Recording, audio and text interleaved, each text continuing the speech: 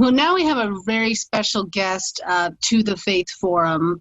Alex McCoy. Alexander McCoy is a Marine Corps veteran who was deployed to Saudi Arabia, Honduras, and Germany, and is a confirmed Catholic. He currently serves as the political director of Common Defense, a progressive grassroots organization of veterans organizing against Trump and working to end the, quote, forever war.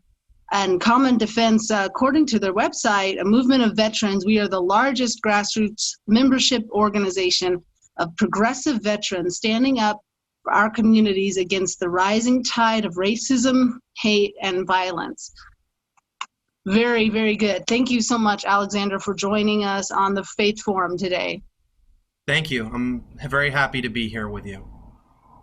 Now, is this something that you founded this organization, correct? So is this something that you started specifically because of the era of Trump? Like when did this actually begin? Mm-hmm. Yeah, so Common Defense began in 2016, and it wasn't just me. There was a number of veterans around the country who we felt just very frustrated. We felt very just morally compelled and conflicted around the fact that politicians, but particularly Trump, have used veterans like us as a shield from criticism and as a prop to keep down people who are speaking out for justice, for helping those in need, for equality, and we've seen over and over how veterans have been used as a rationale for continuing these destructive wars that so many of us are coming back with both invisible and visible injuries from. When the reality is that veterans, this has been my experience, this has been, many of my comrades' experience, don't believe in any of that. We don't stand for the way that veterans get cited as a reason for not protesting racial injustice, right? You're disrespecting the troops. Well, we are the troops, and we believe in justice. We saw how Donald Trump was wrapping himself in the flag, and he was lying about donating millions of dollars to veterans charities. He was waving us around as a political prop, and we couldn't stand for it. And so that's why we started Common Defense back in 2016 as a way for us to come together and reclaim our own voices and not let these people like Donald Trump use us anymore. That's so important. That's something I've seen really since the beginning of since 2015 when he began running just as a candidate. And the fact that he would, in one breath, insult John McCain. I'm an Arizona native, so I'm very familiar with John McCain and his history, and didn't agree with him on a lot of issues, but wow, had a lot of respect for the man, and always held such respect for him as a national hero and as an Arizona hero. And everyone in Arizona does, whether you agreed with all his politics or not. And the fact of him just being able to without remorse, just insult him and insult veterans in general with the statements he made about him. And then in the next breath, talk about, oh, we're the patriots, and I'm here for the vets, and the veterans love me, and the military, and and just almost like an assumption, well, they're going to follow me just because of who I am. I always felt like that, that's got to really, really does not set well with with all veterans in this country.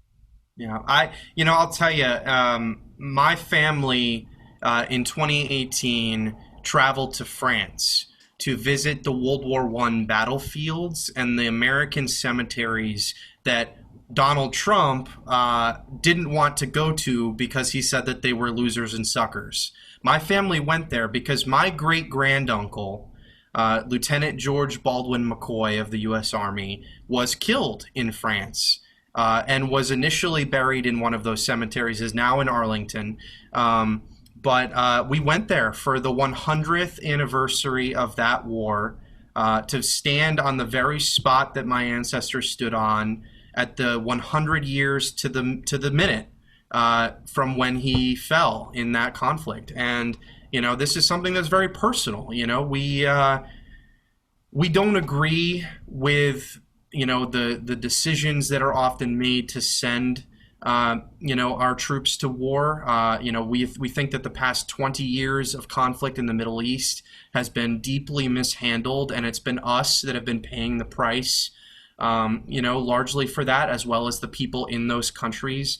And as a Catholic, right? I am a confirmed Catholic. I'm a person of faith. I feel that being a Catholic in America right now is very similar to being a veteran in America right now, where we're seeing the extremists on the right wing who want to take away people's rights.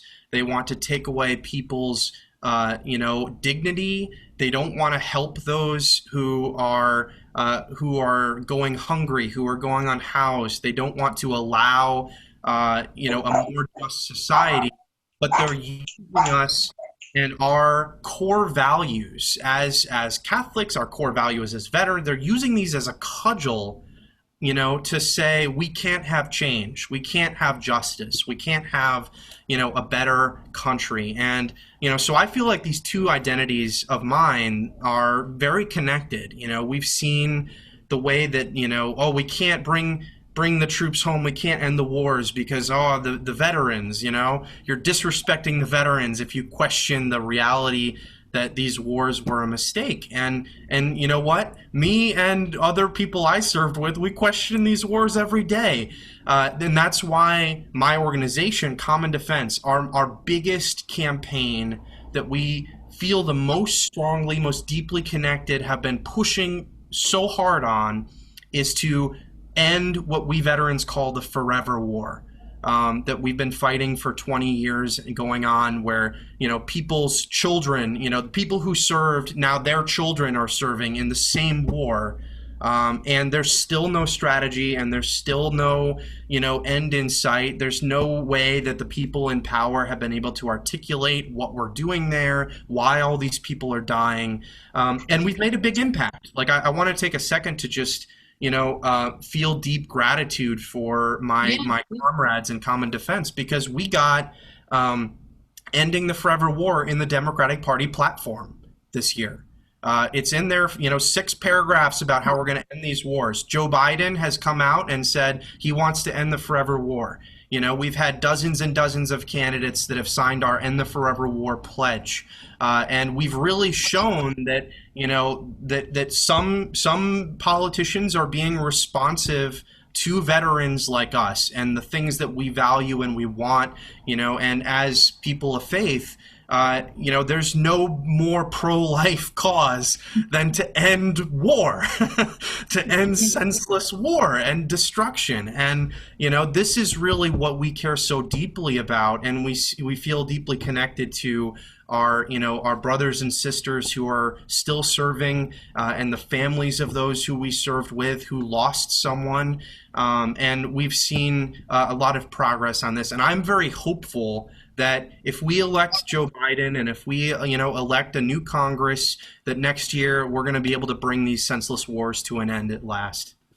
That's amazing. And just the fact that you were able to even get that into the platform of the Democratic Party. And it's a really good point, because so much of the time what we hear as an argument from, Christians on the right, and then people who are maybe on the fence of voting Democrat this round because they've just heard so much about, well, you have to vote pro-life, you have to vote pro-life if you're a Christian. Well, it's so true. What is more pro-life than ending war, than promoting peace? And the fact that, and so many try to say that the Democratic platform is ungodly somehow. Well, what is more godly than having a piece of your platform actually state, Mhm. we want peace and we want to end forever war. That's really an incredible thing. Mhm. And it's because of all the people that are standing up and they are saying that these are our values. This is a problem and it has gone on far too long. And so I would encourage, if there's anyone watching, if there's anyone who is a veteran or a family member of a veteran, and you want to connect with Common Defense, please go to our website, commondefense.us, and join the movement. Because I think we're gonna win some real change because of the organizing that we're doing, and because of the organizing that groups like yours are doing, and faith communities around the country, where we're reclaiming our voice, and we're not letting people speak for us who have an agenda of oppression and an agenda for the few, not the many. That's so true, and it's very important. And there are military families um, all across the country who just are told, so much similar to faith communities, just told, well, you're supposed to vote this certain way because you're a military family, Mhm. and this side, quote, respects you.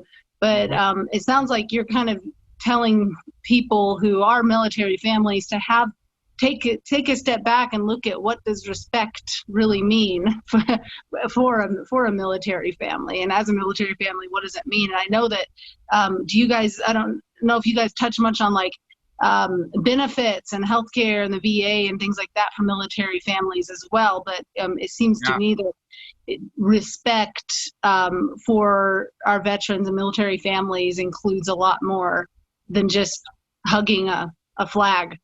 Yeah, absolutely. We can't treat COVID-19 with flag pins. We can't house the unhoused with thank you for your service. These are the basic building blocks of a just society. There needs to be a system in place where everyone gets the health care that they need to live, that they get the jobs and the housing and the food that they need to live with dignity, and that they get the opportunity to be able to live with happiness and with joy. And we need all of that, and particularly for people who are veterans or people who are military family members who have often sacrificed so much. We this is something that we see is a big challenge. Many military family members. I grew up as a Navy brat. My father was career Navy. My mother, who is a saint, followed him around his military career, raising us kids. And it's hard for military family members. It's hard to have a career when you're moving every couple years. It's hard to maintain certifications or professional licenses. It's hard to be able to get your education when you're making so many sacrifices to support your service member, family member. Whether that's a man or a woman, or who, we're seeing a lot of progress in diversifying the military, but it's really challenging because there are some people out there who see our community and they see dollar signs. They see an opportunity to make profit off of us. They see an opportunity to privatize public goods, like the Department of Veterans Affairs, like military pensions, like military benefits. They see an opportunity to prey on student veterans who get out and are trying to use their GI Bill to go to college. There are whole networks of predatory for-profit healthcare companies, for-profit colleges that are trying to scam us, and they're doing it with the help of a set of politicians that are not looking at our basic human dignity and putting that first, but they're looking at their campaign contributions. They're looking at what helps their rich CEO friends, and they're not looking at the ways that it impacts regular people across the board like us. So that's very important to us. That's very important to our organizing. We need to save and defend and expand and improve and make more inclusive our VA healthcare system. We need to improve healthcare, both making it, affordable, truly accessible, not just accessible in name only.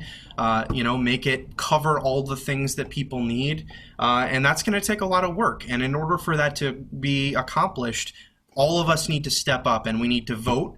And we need to not just vote, we need to continue to keep up the pressure on our representatives. We need to be calling them, we need to be organizing locally, and we need to be doing that through our institutions of collective action, which can be churches, it can be local organizations, it can be organizations like Common Defense. But we win change and we win justice when we come together and we demand it. And I think people are ready to take it to the next level in demanding that change. Yeah, no, it's so important. And even veteran homelessness, I know, has been on a all-time high. And with COVID, just the relief bill now, which the president has basically, and all of the Republican Congress has basically said, well, we're not doing it until after the election. This is it's something that affects people who are just on that edge of homelessness, living paycheck to paycheck, like so many veterans. And there's really no for us as Christians, where do you think Jesus would be? Would he be there amongst those who are homeless and who are afflicted and suffering, or would he be on a stage somewhere? He certainly wouldn't be on a stage somewhere hugging a flag and insulting our nation's warriors behind the scenes as he hugs the flag and talks very smoothly in front of the cameras. It's a real atrocity, the way that we've heard the president has spoken against our heroes. It's something almost unfathomable because it goes beyond partisanship. I think it's important for a lot of people who are watching the Faith Forum in red states and in areas that just generally always vote one certain way. It's very important to realize this is not about partisanship. It's not about Democrat versus Republican right now. It's really about values and what are your values? Yeah, that's so important. When I'm talking to other veterans, people are just feel that so much has let them down in our institutions. We've seen how the pandemic has been mishandled. We've seen gridlock in Congress, and it's so important to lead with values and to say, look, if there have been Democrats who have stood in the way of ending war, right? And so my organization has engaged respectfully but firmly with those representatives of ours, and there have been Republicans who have been bad on those issues, and we have engaged with them firmly. And we're coming to this from our basic needs as humans and our basic needs as a society. And the differences are pretty clear cut in this election, I believe. But there's but this is why it's so important that we are engaged as citizens, that we're not just showing up every 2 years, every 4 years to pull a lever for 5 minutes and then, tune out, because we've seen how easily it is. A big frustration for many veterans is they feel like Americans don't know that we're still at war, or don't care that we're still at war, that they don't care about us. And what I always tell fellow veterans is, no, they do. They do. When I talk to people, they're like, I feel awkward about it. I'm like, should I thank you for your service? What can I do? I don't know what to do. No one has told me how I can help fix this thing. And polls show that everybody is pretty unified across the ideological spectrum, that it is bad that we are still in these senseless wars, and that it is bad that we are not taking care of our veterans and our people who have come back with injuries, and our people who are experiencing homelessness who are veterans and otherwise. And we need to do something about that. And what we can do is we can join together and make this a priority and pressure our people who are running to be our leaders. And I think that's why I feel so hopeful, is we have seen responsiveness to that. We have seen the parties move. We have seen the Democrats incorporate these ideas into their platform. We have seen Joe Biden talk about them and candidates down ballot talk about them. And so that's why Common Defense has been organizing in a lot of these states that are swing states, because those states have very high concentrations of our members, of veterans. Arizona, North Carolina, Michigan, Wisconsin, Maine, Colorado, all these states have lots of military bases, high veteran populations, and we see a lot of energy. We see a lot of enthusiasm and a lot of people who are getting out, some of them for the first time, to vote their values. And that comes from that shared experience, and that, in the military, they teach you your core values. In the Marine Corps, it is honor, courage, and commitment are the Marine Corps core values. And so we're looking for leaders that are going to fulfill those, not ones who are going to, both disrespect us and, attack the basic things on which we rely while rigging our economy for themselves. So important. Alex, thank you so much for joining us today and coming with this perspective and representing your organization, Common Defense. Tell them where they can go one more time to find out more. You can go to commondefense.us to check us out. We have a training program for veterans. And we also, if you are a veteran yourself, you can go to commondefense.us/join to sign up as a volunteer. Thank you so much. So wonderful. Thank you. And thank you for your service as well. And just your service to your country in so many ways, including what you're doing now. It's such an important time. So hopefully after the election, we'll talk again. We'll have you back on as a guest on our podcast. Thank you. Thank you so much. All right. Have a good one.